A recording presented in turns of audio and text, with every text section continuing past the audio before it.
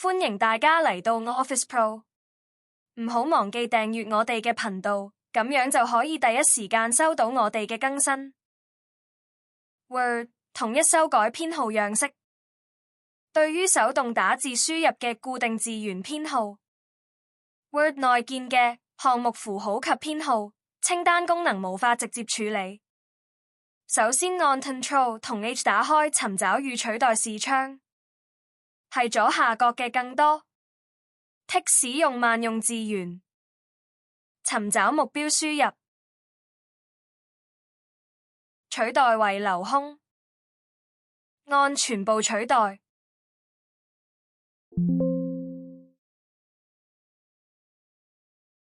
取代為留空，按全部取代，清除所有編號後重新編號，全選文字，選擇 Word 嘅自動編號。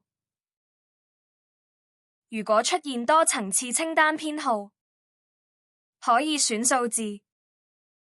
係多層次清單中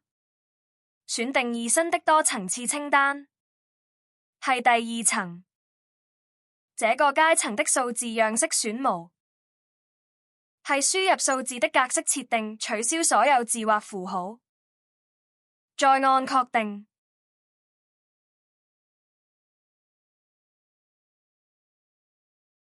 希望今日嘅介紹幫到大家，記得 Like and share.